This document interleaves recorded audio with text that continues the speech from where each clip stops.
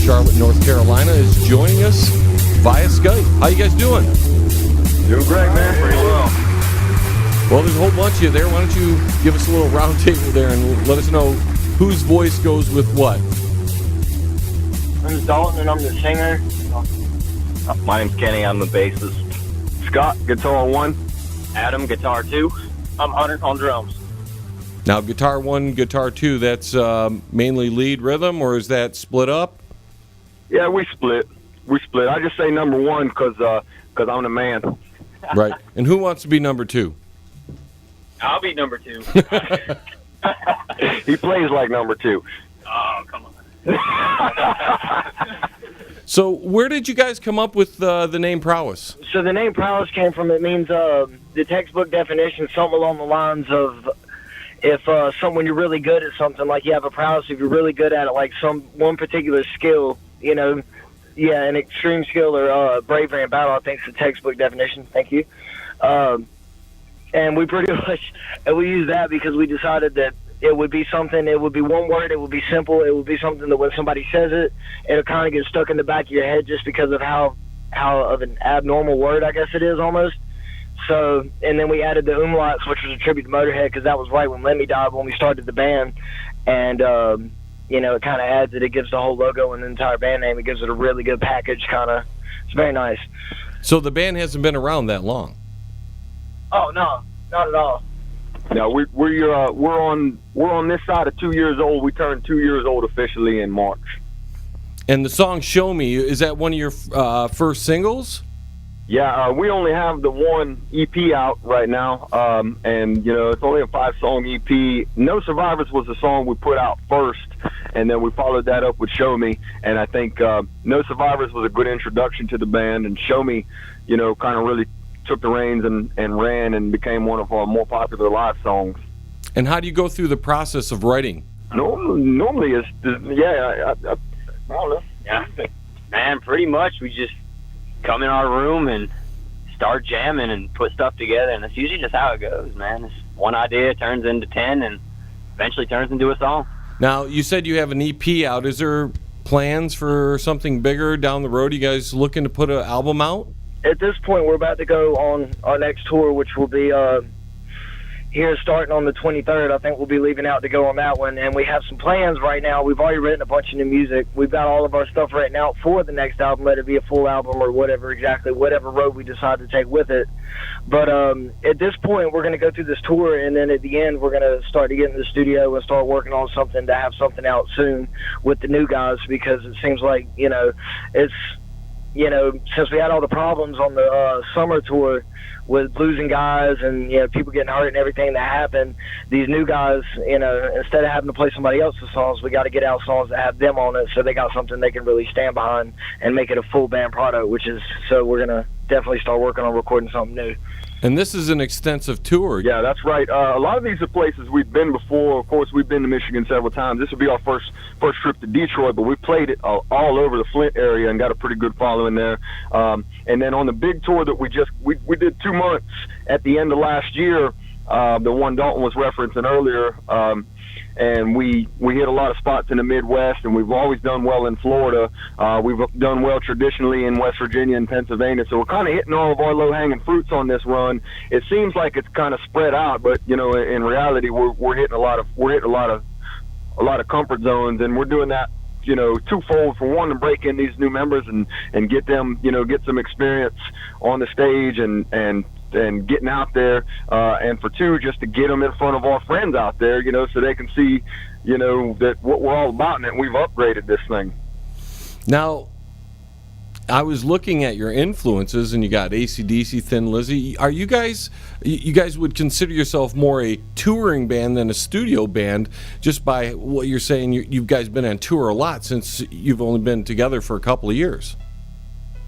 Oh, well, absolutely, because touring's been probably the easiest thing, and it's the thing that all of us collectively do enjoy more than being necessarily a studio band, because in the vein of all great rock bands, let it be from the 70s or the 80s or, you know, the 60s, all the best bands were always the live bands, and it was the band that you had to go see in concert to get the full experience of, which me personally, as far as all of my favorite influences, were always bands like that. And, you know, myself personally, just like everybody else, I like, you know, we're a touring band because we like to modify things in the show. We like to add things and take things away, you know, on a night-to-night basis almost, you know, and it's never the same show twice. You know, there might be a couple little parts that, you know, might be the same as far as this song into this song or things like that, but we always change it up live because we're definitely a live band. There's no doubt about it. We also write on the road. We do a lot of writing while we're out here. Yeah, and that's true too. We do most of our writing for, you know, the albums and stuff that we do is written on tour, you know, because we ride around a really nice RV. We ride around rather comfortably to be a band as old as we are, and we'll spend a lot of days. Let it be at like, I don't know, 10 o'clock in the morning. One of us has got an acoustic guitar picking out an idea, and everybody else is waking up hearing it, and then that makes you know, a lot of how our new material has been written on the road, which makes it really genuine. But then, you know, it also adds that experience to it because you wrote it on tour. Yeah, you know, a lot of my listeners don't have the, you know, don't even understand what it takes to go on tour and be a, you know, a smaller act that has to fund your tour by yourself and just put all your effort into this. And, you know, we all have to have jobs and stuff too. Like, go through a little bit of what it is to be on tour for Prowess. What it's like to be on tour for Prowess. I know. I got to think about that for a second. I've had a lot of experience on the road. It's a lot of fun from what I've done. I've played with a lot of older punk rock bands, independents, the Queers and stuff like that. Hit a lot of the country, and being on the road has really grown into a part of my life and who I am. And it's seems like this is a whole band of kind of like a band of brothers that just kind of road warriors, pretty much. Like, everybody seems to really be just a part of it. Like, grease, oil, and asphalt runs through our veins, I guess. So who's the one that keeps everybody else up? He's the one that keeps everybody else. It depends on what day of the week it is, really. Because I'm usually on tour. I'm the Monday to Wednesday guy. I'm the positive guy between Monday and Wednesday, and then by Wednesday, I'm not the happy guy anymore, and then Scott usually takes over as being the positive. Come on, you guys, we got this. Let's do this. And then by the weekend, everybody's so high-strung because the weekend shows are 9 times out of 10 always the best shows. You know, it's like it starts off slow through the beginning of the week, depending on where you are, and then once you get to the end of the week, you know, everybody's coming out, you know, so then everybody gets really excited. So it's like the beginning of the week is kind of, you know, you kind of got to push through it, but then by the end of the week, everybody's positive and ready to go. It is a hard thing to do to tour in this day and age, you know, with gas prices and with, you know, the turnout being not what it is, you know, what it used to be in live shows. And a lot of people are shocked that there's a band like us, you know, that's unsigned. It's a do-it-yourself band that's getting out there and hitting all these new markets. And you know, really, we're doing it off of our live show. We're so young, we don't have enough. You know, we don't have enough solid videos or solid tracks out there, you know, to have notoriety in these places unless we get in there and get some face time. And we've been able to do that and been very fortunate and built up quite a following in a lot of places. And that's how we're able to maintain it. You know, we're a damn good live band, and we make fans in every room we get into. And we make sure the next time we come back around, you know, that some people are there to see us. And it is harder today to tour as a band than it was back in the day because less people go out to see a rock show. And when I heard your guys' stuff, I was like, man, that's a good rock band. And we don't have many of those. And that's why, you know, I do my show the way I do it, is to promote bands like you guys, because we need good rock bands out there. And I'm just thrilled that you guys are out there doing your business and you're coming through here so I can actually see a good rock show. Right on, man. Yeah, we're looking forward to it. So, being on the road, you guys have like a van, a couple vans, a small bus. What do you bring on tour with you? An RV and a trailer. RV. Yeah, we do the full back line every time, man. And, you know, some of the places we play aren't the biggest places, you know, and that's by design. You know, we're not a band that's filling up 5,000 seat rooms just yet. You know, we're playing to our strengths, and so we're playing a lot of smaller, quote unquote, shithole bars, which we love. You know, that's kind of our speed right there. And but we bring the full back line every time. You know, we got the Marshall stacks, and we bring the light rack, and, you know, all the gear, and we just about, I say about 3 times a week, we get into a room with a sound man that's scared of everything we got, but we know how to work it by now. We want that spectacle. We want people to come into a room that they've been in 1,000 times, their regular bar, and they're used to seeing bands set up in there and used to seeing, the standard band get up there and throw down a couple of covers, and we want to bring them an arena rock show to a little bar like that and really rock their world, and so you can't haul that stuff around the country in a pickup truck, we tried that before in bands past and ruined transmissions and just ran out of steam and blew engines and everything. So we got us an RV, and the RV is really party central, man. That's kind of everywhere we go. This RV is notorious for getting folks up in there and having them jump around and have a good time, all in good fun. I mean, we're not up here doing anything too super crazy, but we do invite people up here to hang out with us and to enjoy the moment with us. I really think that's our calling card, is that we're a band you can hang out with and have fun with, aside from doing something respectable up on the stage. And it keeps it a little cheaper on the road having your own place to stay, and it's mobile, right? No, absolutely. Yeah. Absolutely. And sometimes we get a hotel room, it just depends on how funky we get up in here, obviously you got to get showers and you got to get laundry, so it'll either be a truck stop every once in a while, or we'll get a room, just on an off night so we can stretch our legs. And a lot of times, just to be quite honest with you, there's still a lot of folks out there that we love that help us out, that take care of us in that regard. They'll make sure we have hotel rooms, and they'll make sure that we have, a warm meal. Yeah. I mean, we've been very fortunate in that regard. Well, guys, we have about a minute left. Why don't you tell us a little bit about your goals for 2018, and then give us some of your social media, your websites, any of that stuff, so my listeners can check you out. Well, we'll probably, as far as 2018 is concerned, we're obviously going to start working on our next album, which will be the first. We'll probably also end up doing another summer tour over the summer of 2018, which will probably be our best option, we're thinking right now at this point.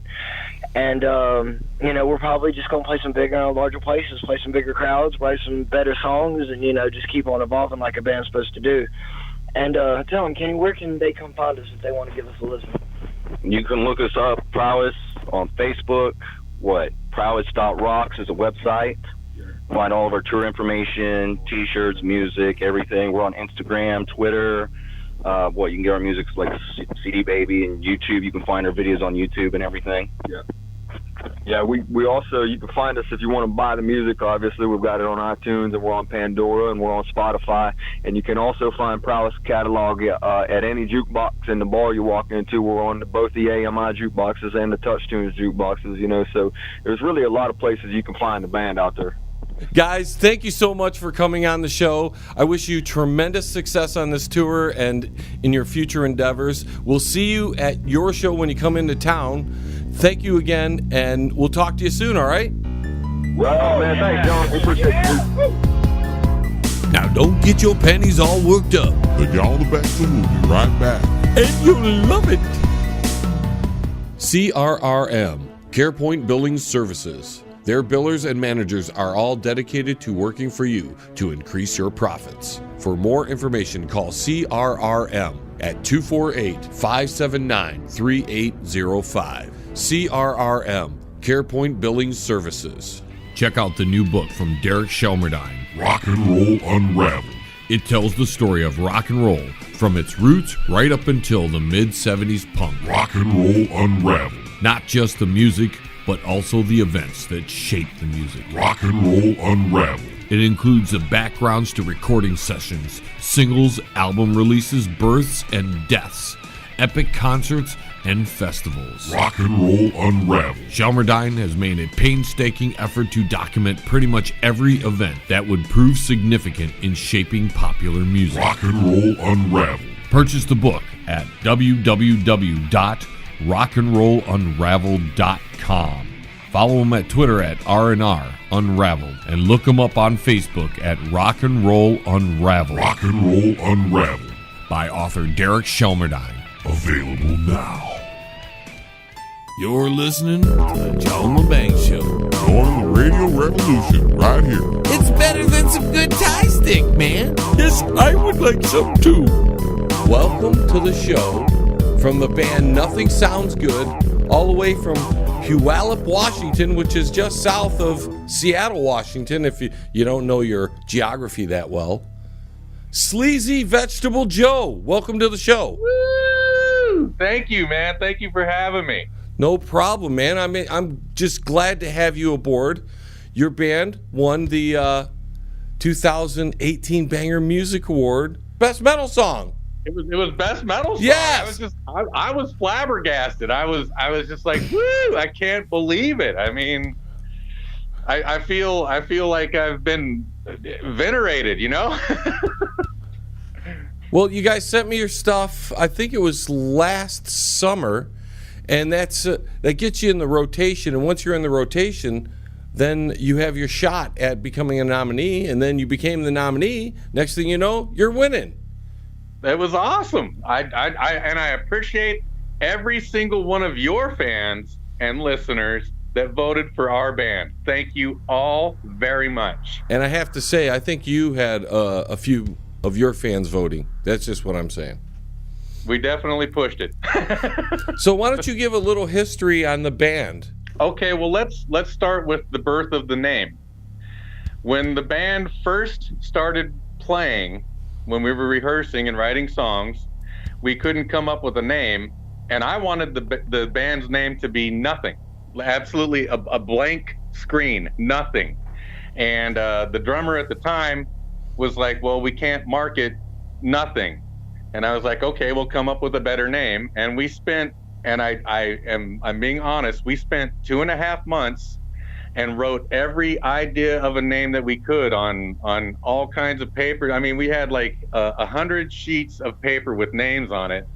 And eventually we all got together for practice one day, and it's like, nope. You know what? Nothing sounds good. And everyone's just like, that's it. Because I wanted Nothing, and Nothing sounds good. And it was like an epiphany happened. Boom, where Nothing sounds good. And I hate to date it, but that was back in 1993. Is that how long the band's been together? This band has been playing on and off since 1993. We were pretty hard at it from 93 till about 2000. And then I got into another band, and I couldn't do both bands at once. So I sequestered this band for a while. And when I got out of the other band, I got back with the drummer, and we started playing again. That was in, I'm going to say 2008. And I've had a couple of lineup changes. And I've actually, when this band started, I was just the bass player. And then I became the bass player vocalist. And then I became the vocalist. And now I'm the bass player vocalist again. And, you know, I lived back in Seattle from 95 to just about 2000. We might have crossed paths and not even known it. Yeah, that's why I was like, you're from Renton? I'm from Renton, man. And there were so many clubs that we played at down there. I would guarantee that we've at least seen each other at one of these places back then. Back in 92 and 93, I was going to the Art Institute of Seattle, and I was hosting a public access TV show called Seattle Rocks at the time. And I was going to every club, because I don't know if you remember, but down in Pioneer Square, you pay one price and you get into 15 clubs. Right, I do remember that. Yeah, so I would frequent those clubs every night. And so I guarantee we've crossed paths. Now, is the scene the same as it used to be back then? Oh no. It is not. I mean, back before 2000, you go downtown Seattle, any club, active music happening, hundreds of bands playing. Now it's like a ghost town. There's, you know, a few bands here and there, a couple of clubs that are good, that have a good act come in. It's more expensive, that's for sure. There's really and the music has definitely changed as far as playing styles, type of equipment used, sounds that are being made, and and how the image of bands, it's all so different now. Interesting. Yeah, and it's what's really crazy is I was just having this talk with Steve, the guitarist in the band, about how the club scene seems to be on its last leg. It's like dying, and it's kind of sad. But at the same time, shows like yours are what give me inspiration, because in my opinion, the internet scene is the new music scene. You don't have to play at a club. You just have to have good music, a good video, and a good following. And it's just like back in the day. You just play a song and everyone likes it. And then you get, if you get enough likes, you start getting pay to click kind of thing. Mm-hmm. Back in the 90s and the 2000s, you play a club, you make $50 to $100, and you're just like, wow, all right, yeah, we'll play again next week. Where these days you're lucky to get $20, and sometimes you drive from Seattle to Portland to play, and you don't get gas money to get back. And it's just like, It's the same here. I'll admit that the music scene here has turned, believe it or not, to the tribute scene, because that's the scene that's drawing the people to the clubs, not the original band scene anymore. So I don't know if it's the same out there, but the tribute scene is huge out here. There's a tribute band for any band you can think of. There is one here. Yeah, the tribute scene out here is very strong as well. I'd say it's 60-40, and the 60 is on the tribute side.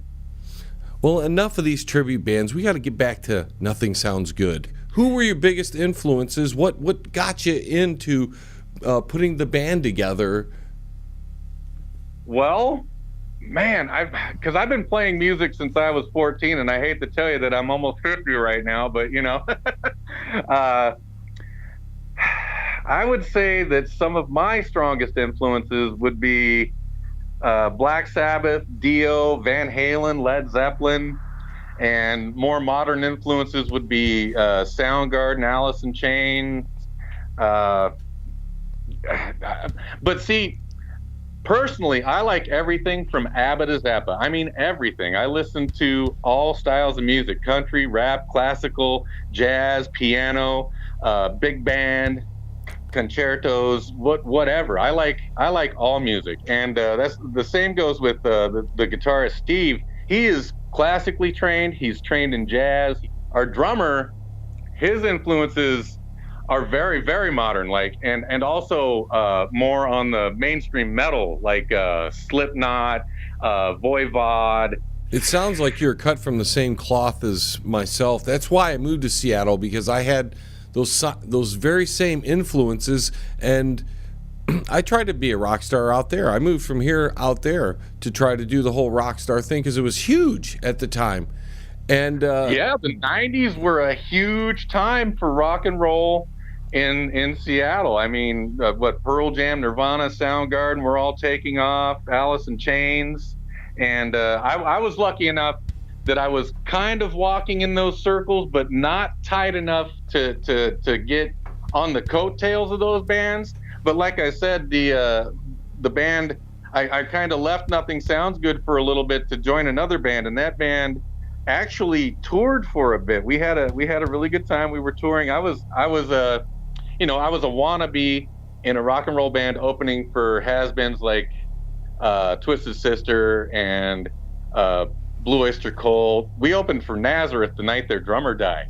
That was a turning point for me. That was actually an eye opener for me. It was crazy. The writer on their contract had $3,000 worth of booze on it, and I'm just like, well, no wonder he died. Yeah, no doubt, eh? Not too long after that, I got fired from that band. I'll be honest with you, and I got back with Nothing Sounds Good, and we just started tearing it up again, and we've been going pretty strong. And we recorded a couple of EPs here and there. We've got one album that we recorded right when we got back together under a different name, just because we weren't sure if Nothing Sounds Good was going to be able to sell it. The song Doomsday, where did you get the inspiration for that? Well, I was a little upset at our government. And quite timely. It really flows with what's happening right now because, to be candid, Doomsday is one of our older songs that we just brought back because it feels so timely now. We decided, hey, let's pull out one of the old guns and fire it and see what happens. And the inspiration for Doomsday came from Bill Clinton and the NAFTA deal, as a matter of fact. I was in Seattle at that time. Yeah, that's how old that song is, and I'm surprised that it got as much traction as it did to become something that it has now. Well, what happens is if you just send us tunes, and we keep telling bands, send us tunes, because we have a large enough audience and on enough stations that you're going to be able to get some traction somewhere.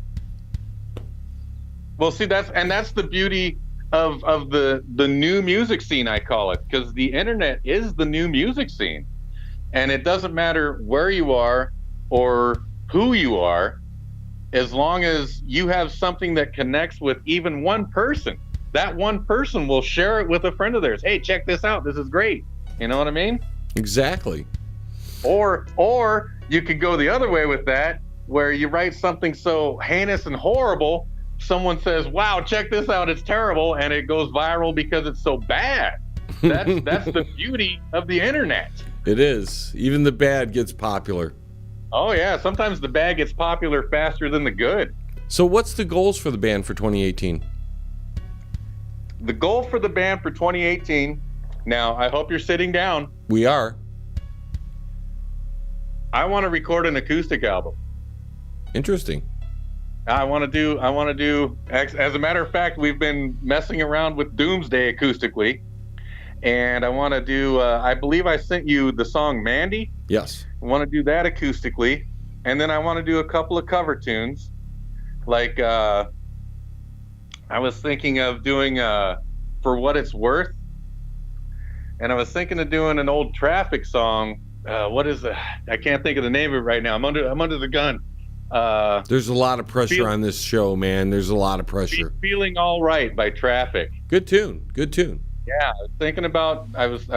We're kind of mulling that around, and we've been writing a lot of new stuff. And most of the time, we just jam acoustically in my living room, so it's not a hard transition to go into the studio with the acoustic gear and write this stuff.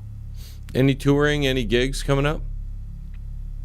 Our next gig is not until April 17th, and it's going to be at Tony V's up in Everett, which used to be Jimmy Z's when you lived here. Let everybody know about your social media and websites, anything they can check you out on the internet. Well, we've got Nothing Sounds Good on Facebook. We've got nothingsoundsgood.rocks, nothingsoundsgood.weebly.com, and we've got what else do we have? Reverb Nation, any of those? Reverb Nation, SoundCloud, Tinder, Grindr, Plenty of Fish, Plenty of fish. We're Hey, you got to out get there, those man. chicks, man. Spreading it out there, baby. You can find us everywhere. Okay, So, anything yeah, else you want to add before we let you go? I would just like to say, John, thank you so very much for playing our song on your show. Thank you very much for the kudos and the award. And I can't. It hasn't been 12 weeks yet. I can't wait to get the care package. That's going to be awesome. Yeah, it's coming. I'm waiting on a couple things before I can send those darn things out. Some of the stations are a little slow on that stuff. Well, I really appreciate you coming on, and please keep us up to date on anything going on with Nothing Sounds Good. Any new material, if you got shows coming up, any updates, send them to me so I can pass it on to the listeners. All right? Oh, I will most definitely keep you and your listeners posted. Thank you so very much again for the opportunity. Ladies and gentlemen, that was Sleazy Vegetable Joe of Nothing Sounds Good. Sounds good. We'll be right back. Hey, you. Yeah, you. Listening there. Don't go anywhere. The Joel Lebang Show is going to be right back. Just ask the hillbilly. That's right. Right after this. What about me? Maybe next time. Powerful, epic music by Toot Box Roll. Life-changing lyrics come in every style, empowering humanity to finally unlock the chains of bondage. Experience the edgy side of positive music and rock your world today. From Primal to Divine, available now at sassyalternativemusic.com. If you are elderly, disabled, receiving SSI or Medicaid, and you have a medical need or require assistance with daily housework, shopping, grooming, medication, you may qualify for housekeeping at no cost. Call now, VIP Home Healthcare, 248-579-3805. VIP Home Healthcare, there when you need them. That's 248-579-3805. Bands, do you need a video for your brand new song but don't have a lot of money? Then contact John Lebang. His reasonable rates, professional look, and fast turnarounds will help get that song off the ground. Contact him at jlebang.com. Hey, man, it's at the bottom of the hour, man. Do you know where your kids are, man?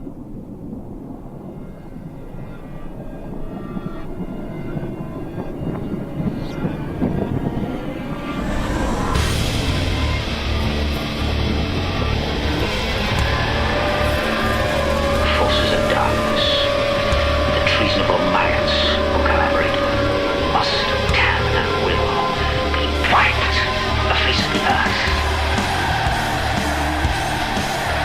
Now welcome to the show, John Isom and Danny Smith of the band Jackstand. Welcome, guys. Rock and roll. Yeah. Why don't you give our listeners a little bit of background on Jackstand? Well, yeah, I mean, me and Danny we did a little show for a couple of guys, and we decided, we always complained about how bands were sounding out there. So we decided, hey, quit bitching about it and get off our asses and doing it. So we rounded up our lineup, and then we started to head out. But before that, me and John go back a long, long time ago. We were in a punk rock band, touring around the city, around the States a little bit, and did our number, moved to L.A. That didn't happen, came back, and like John said, we were basically doing a backyard party for my son's wedding. We got the itch and said, let's go. Contacted Brad. We had another singer. He didn't work out, so we got Kent now from the east side, and we're pretty solid. We're playing around the city, and we're happy with what we got. So, guys, what's the process of writing? Well, usually the process is, it usually comes with a riff, and then we'll build off of a riff or a lyric idea. And then once we can kind of build it up in the studio, and then we start to elaborate on it, then we collaborate on writing up the lyrics. You'd be laying in bed at 3 in the morning, and all of a sudden an idea will pop in your head. Then you have to, run, jot it down, or record it on a recorder or something. But it's really weird sometimes how inspiration will come to you. Now, what about you, Danny? Do you ever start rocking out a beat and they just start jamming along with you? It's funny you say that. I do, but they never use it, so. You know how it goes. It's like, wow, that sounds good. Okay, let's start playing with me, okay? Oh, no, let's start with this song now.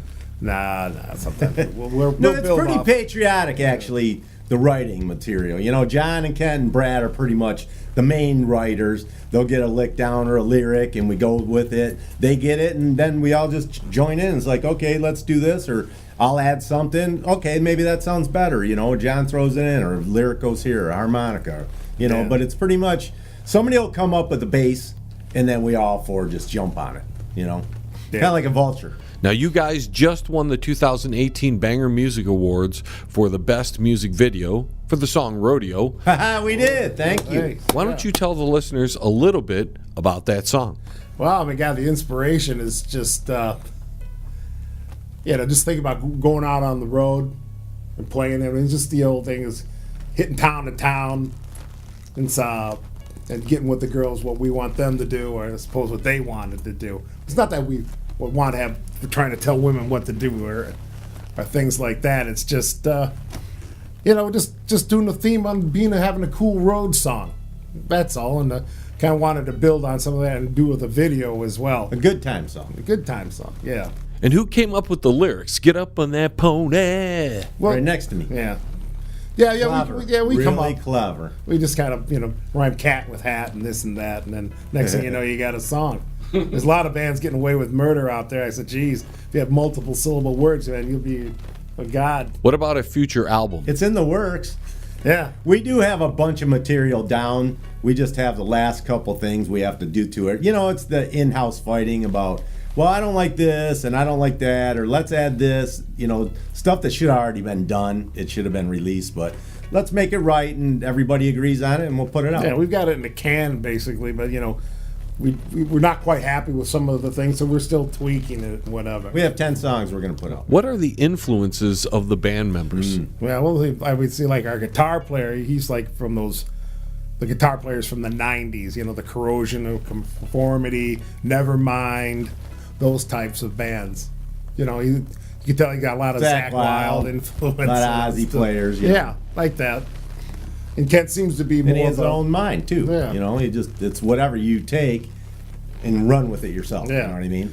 I mean, it's not just solely that. Like our singer, he seems to be more like the influence like Chris Robinson, things like Old Zeppelin, or Old Zeppelin, that type of thing. And you, Danny? I'm more mainstream, like 70s arena rock style. All my drummers, Cozy Powell and John Bonham, people like that, just laid back in the group. Just heavy hitters, just nice pocket stuff. John? Oh, me, it's God. I mean, I'm all over the board. But like influences, God, you can go anywhere from Keener 13 AM heavy song rotation to Zappa to Beefheart. You could do all, that was kind of things like the Quadrophenia was a big influence on Yellow Brick Road. Got to even listen to Harry Chapin and listen how he would structure a song lyrically. The stuff's gold. I mean, that's what we try to do, is make something a little more lyrically interesting to listen to as we perform. Every time I go to your show, you've got the girls out there dancing like crazy right up on you guys. I guess that's where you get up on that pony. That's what we want. I mean, to see... Don't sit on your asses, get up and dance. I mean, it's nothing wrong like with the mosh pits and the the head banging and all that, but I think there's a need out there to have bands out there actually where the girls can come out there and dance it up again. I would imagine it's better to see boobs than a bunch of headbangers. Pretty much. Yeah, hell yeah. Looks good from where we're standing. Now, do you guys have any more shows, or are you going to plan a tour? Well, other than tonight, we just got another show March 24th, but in the meantime, we're supposed to be heading out on the road to Daytona Beach to do Bike Week. We're supposed to do about 4 or 5 dates down there. That's March 9th. Through the 18th or whatever it takes us to. That's nothing totally in the books, but it's so close. And that's in Daytona. Yeah, Daytona Beach. Yeah, Daytona Beach for Bike Week. Yeah, but that's our big shows now, and then we'll be back at the Machine Shop. Got canceled last Friday, so we're April 6th. We'll be back up in Flint. So what are the goals for Jackstand for 2018? No, we just want to get playing bigger and better shows. That's the main. Put our CD out, well, yeah, and get CD, and start our following a lot more than we have right now. There's always the ones that you guys are great and we love you guys, and there's always the interest, but you don't see the interest. So we want to see the interest now that people are saying, yeah, you guys are really good. Spark some more interest of people. Instead of just saying it, they're out to our shows. What about your website or social media? How do people look up Jackstand? It's www.jackstandband.com. We're also on Facebook /Jackstand, Reverb Nation, Twitter, Instagram. I don't know the rest of them, but I'm sure they're there somewhere. You can tell we're tech savvy guys. That's right. People can find us. That's the main thing. And I mean, you don't have to be brilliant to look on something to find us. We're there. It'll pop right out at you pretty much. Any last comments, guys? We appreciate all the support that Detroit and everybody else has been giving us. And yes, thank you, Detroit, and everywhere else. And especially Florida, you hope to see you down there. For putting us on, this one more way to reach the public. Yes, thank you, John. That was John Isom and Danny Smith of the band Jackstand. Sabrina Fallah is joining us. Welcome, Sabrina. Hello, thank you for having me. And about the contest, I had no idea I was going to be picked to be part of the solo category. That's cool. So why don't you tell people a little bit about you? Well, you know my name. I am from Ottawa, Ontario, Canada. I'm a rock singer. I also write songs. I love performing. I pretty much taught myself the guitar. I've taken a couple classes, and then I'm like, well, you know what? I can easily go on the net and get the chords and practice it, because over time, it's a lot of money being spent going every time to a guitar teacher. So I really did it myself. Except for vocal training, I had to go because that I needed a teacher for. But this is something I've been doing since I was 14, and I hope to be doing it for a while, you know. Hopefully songs pick up and go somewhere, but I'm doing it for the love of music. Now, I noticed on your bio, it says Green Day, Bon Jovi, and Billy Idol are some of your biggest influences? Yes, the men. The men. Yes. I feel that when I listen to rockers who are men, my voice fits more with the male vocals, because I like going low and deep and raspy. But I like singing Kelly Clarkson also, because for the high pitch. But the male musicians have really inspired me to do music. So yeah. And you would sing along with them when you were younger or something, and that's how you got into singing? Is that how I'm understanding that? Well, when I first started to sing, I would sing like Avril or Simple Plan or Michelle Branch, just to feel where my voice was going. But when I heard Green Day, I'm like, wait a second, that's what I want to do. I want to do rock music. I want to do something that I don't hear a lot of people doing, because there's not a lot of female rockers out there. But if there are, where are they? You know, because now all you hear is pop and R&B and stuff. I want to hear more of these female rock singers come out and show themselves, because Pat Benatar is out there, but she's huge. But where are the independent female rockers? So do you have any upcoming things you're planning? Not at this very moment, but I'm actually working with a radio station right now. Yeah, I was going to ask you that. I saw you were working with a radio station. You're a DJ, right? Yeah, with the Jungle 77.3, yeah. Give us a little backstory on that one. Well, funny story. At that time, I was looking to be interviewed. So I contacted Tim, who is one of the DJs, which introduced me to Mike. And Mike interviewed me a few times. And then after a while, he was like, hey, you're a musician. Do you want to do some DJing? I'm like, well, not really. At that time, I didn't know, because I was like, me being a DJ, like, seriously? But then I realized he wanted me to be a DJ because of my voice. I guess because of my singing voice, I could be a DJ. I could talk. I could communicate with the listeners because I perform. So I would know what to say. And then after a month or so, I decided, you know what? Maybe I should do it. It's something fun to try. The Music Awards was the first time you probably got to listen to the Music Hour. Is that correct? Mm-hmm. Yeah, and that was actually fun. There were a lot of supportive people listening and supporting everybody. It was great. Yes, it was a good time. I don't know if you realized, and I'm not sure I even expressed this to you, but you had the most votes for any artist in the entire Music Awards. So congratulations just on that. What? You did. When I was counting the votes, there were daily Sabrina Fallah votes coming in.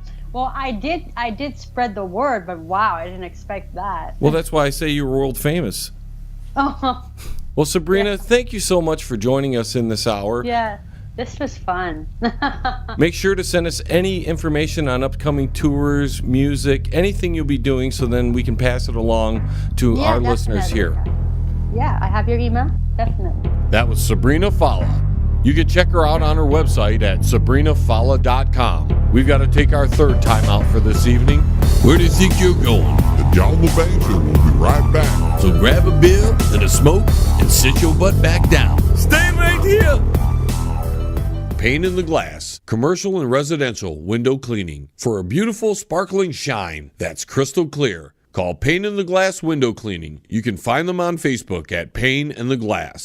If you want to contact the John Lebang Show, feel free to send an email to jlebang@live.com. And if you're on Twitter, look him up at John Lebang. And don't forget to go to his Facebook page at The John Lebang Show. Banger. Now here's John. We've got Dawn and Gary from the band New Day Dawn joining us all the way from Maplewood, New Jersey. Thanks for coming on the show. Hey, John. Thanks for having us. Yeah, thanks for having us. Why don't you guys give us a bit of the background of the band and maybe where you came up with the name as well? Sure, I'll take that. So, Gary and I were in a band about 10 years ago, maybe a little bit longer, called Slush Puppy. That was kind of in the late 1990s, early 2000s, and believe it or not, before iTunes and MySpace and Facebook and all social media. And so we were doing it the old-fashioned way, playing in clubs in and around New York City, playing CBGBs and sort of all those really legendary underground venues, and hoping to get a record deal, because that was really the only way you could go from taking your music from a very local area to, you know, a bigger audience. There was no social media and other ways to get it out. So we were doing that, and it was, you know, it was a long haul, and kind of reached a point where the other members in our band left for a different band, and Gary and I, who had been trying to do this for a while, kind of said, you know what, we put our family plans on hold, and we wanted to have a kid, and so we said, you know what, let's put the band on hold for a little while. And we did, and I think immediately after we did, I kind of regretted it, because being a musician and playing in a band, I think for both of us is a big part of who we are as people.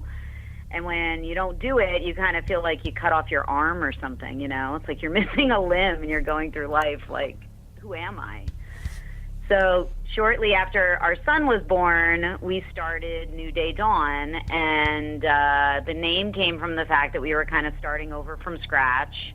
It came from a little bit about me being, you know, sort of like, I'm going to take charge now. Like, you know, the Dawn's in the room and Dawn wants to do this. And so it was my name. It was important for me to incorporate that into the name of the band.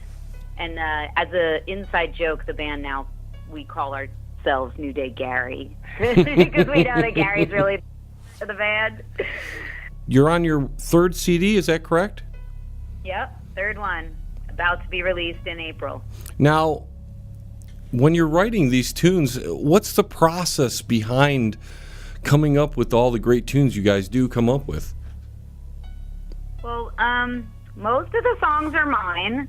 I write, and it's like another reason for the name of the band. Like I write the songs. I write both the music and the lyrics, and then I kind of bring the idea to the band, and I say, hey, Gary, you know, what type of drums would you hear on this song? And, you know, what type of, to my guitar player, what type of guitars would you hear, you know, on this song, and what bass? And then we just play around with different ideas. But I usually come in with the core of the melody and the hook of the song and the chord progressions and stuff like that. And this album actually was a little different because I'm not the greatest guitar player in the world. I will admit that freely and openly. And so, but my voice tends to really like to be with some very, you know, guitar riffs and sort of more aggressive kind of music. So it's hard because I don't write aggressive kind of music when it comes to guitar riffs. I'm really chord-based and kind of play an acoustic guitar. So on this record, I worked with a very dear friend of mine who's a fabulous guitar player. He's not in the band, but he's a producer. And I brought him ideas, and he helped me make them sound better, like from the get-go. So, sometimes it does take a producer to get you to that next level. I understand that myself. Yeah, definitely. And especially this producer, because he was more almost like a collaborator when it came to the songwriting. I mean, the songs really didn't change in terms of their melodies and the chords, but just the rhythms behind them and the way they're approached, and he really helped us kind of like flesh it out and just make it more. Well, he's also a very good guitar player and a good drummer. He's a bass player. He plays everything, so he kind of understands the whole process. He's in a band right now that you might actually be playing on your show called Dex's. No, but you could tell them to send me stuff and I'll get it on. Yeah, you'd really like them. They've got like 2 members from the old Life of Agony band. It's amazing stuff. They're getting played on Sirius XM right now and some other stuff. So I will definitely tell them to send it to you. Now, your new album has your new single. So That's okay, and Broken is from that new album too. It's just we released it like 6 months early. And you say the album is coming out in April? Yep. And how many tunes are going to be on the album? There are 8, 7 originals, and we are actually doing a cover of an Adele song, Set Fire to the Rain, a hard rock cover. Sounds pretty cool. And who are the influences of the band, and like what kind of equipment do you guys use? Well, being a drummer, kind of equipment. I use the drums. I use the drums.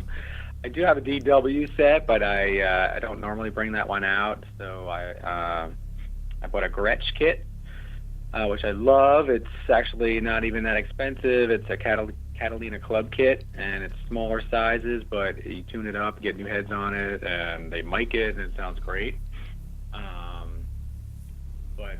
Who are our influences? Sound-wise? Sound-wise? I mean, I like a lot of stuff that's out now, like Shinedown and Breaking Benjamin, and, Pop Evil, Otherwise.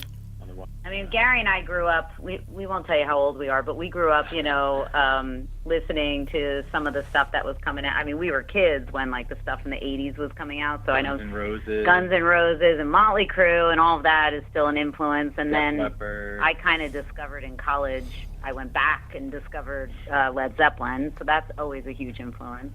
You mentioned Pop Evil. Those are hometown boys right here. I actually filmed them with you. Yeah, they are, and they're also signed to BMG Publishing, which is the same company that signed our publishing just this year. Yeah, so it's funny because they have this big, huge guitar in their offices. It's this big, white, larger-than-life, fake guitar, and everybody who comes through their offices sign it. And so I signed it up near the headstock with all the Pop Evil guys. And I'm like, oh, look, they're right here next to my name. That's pretty awesome. I had the privilege of filming them just a few years ago. They were playing at the Emerald Theater. That was pretty awesome.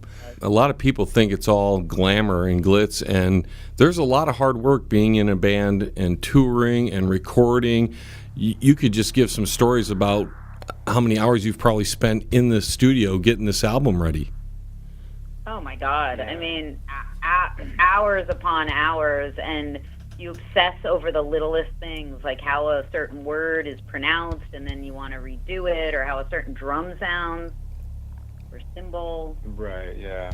I mean, it does take a lot of work. I mean, you'll do, like, 4 or 5 takes of one song and probably, put together, a decent track that way, or sometimes you'll get it all in 1 or 2 takes, but... Yeah, that's one song, so multiply that by 8. Or 10 or 15. 10 or 15, yeah. Your worst critic, because you're so close to the material. I mean, when I go back and we listen to our old record, like our first record, I don't remember all the little struggles that we had and all the little debates over, do we use this guitar part or that one? Turn this up or that down. But there were all that, and when you first release it, you hear every little thing that bugs you. But then when you get farther away from it, and I think that's like for any artist, and it's funny because I'm looking at my husband, he's a perfectionist, so he'll hear me say, I don't like the way I sang that note, and he'll be like, well, then why didn't you fix it? And I say, I don't want to hear about it for the next 10 years, he'll say. And I'll say, because at some point, like, you got to let the baby go. You just got to let it out into the world. You can't, just keep obsessing over it, or you'll never release anything. So as you gain all this experience, you get better in the studio as well, right? Yeah, for sure. Yeah, I mean, Gary, you've gotten a lot better because you started practicing to a click and stuff. Yeah, I mean, when I first started recording, I never even played to a click, and then you you get in the studio and it's like being put under a microscope. You know, you hear every little note, every little bass or whatever drum hit. But yeah, so like when I first started, I didn't play to one, and you would hear like every little, like even if you have like ghost notes on something, you'd be like, oh, why did I play that? Like you're supposed to play the drum cleanly, you know what I mean, or a guitar cleanly. So it's really like being put under a microscope.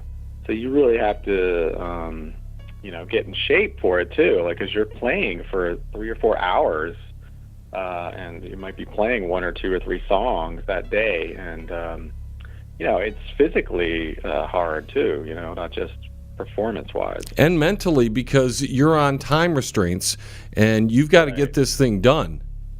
Right. So that adds to it as well. So what are the goals for the band for 2018? I think the number one goal is to just get these songs out there. I really, and you know, I like to think that these are the best we've ever done. You know, like you said, as a band and as individual musicians, you just keep getting better and better and evolving. And I think these are probably some of the best songs I've ever written, some of the best vocals that I've ever done. You know, and the goal is just to get the songs as wide as possible. And, you know, I think for us too, being a little bit older, we don't, you know, like we're not as adept at doing a lot of the video stuff that the younger bands do. I mean, they just kind of put, you know, they have live video on going all the time, like video diaries and video blogs and, you know, just really letting fans into their life 24/7. And we haven't been that great at that. I mean, we have music videos, but other than that, we kind of present ourselves more audio only, or, you know, text and audio as opposed to visuals. So we got to get better at that. That's like another goal. No, that's all right. Our son's going to be 13 next month, so he could help us with that. Teach us. So how do people find New Day Dawn on the internet? Well, you can find us on all of the social media sites. We're at, you know, Facebook.com New Day Dawn, Twitter at New Day Dawn, Instagram New Day Dawn. On YouTube, if you just type in New Day Dawn, you'll find our videos, but we have a channel called New Day Dawn TV. What else? Oh, and our regular website, or, you know, like our whatever core website is www.newdaydawn.info.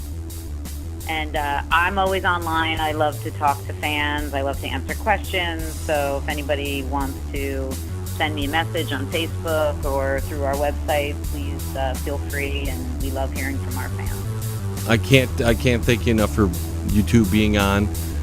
Please keep us informed of anything going on with the band, new material, show dates, anything that might come up that you think we should pass on to our listeners, and I'll be happy to share it with all the people that are tuned in tonight. Great. Thanks, John. Ladies and gentlemen, that was Dawn and Gary of New Day Dawn. T-minus 10, 9, 8, 7, 6, 5, 4, 3, 2, 1. We have liftoff. Tune in again next week. Same time, same space, same station. Resistance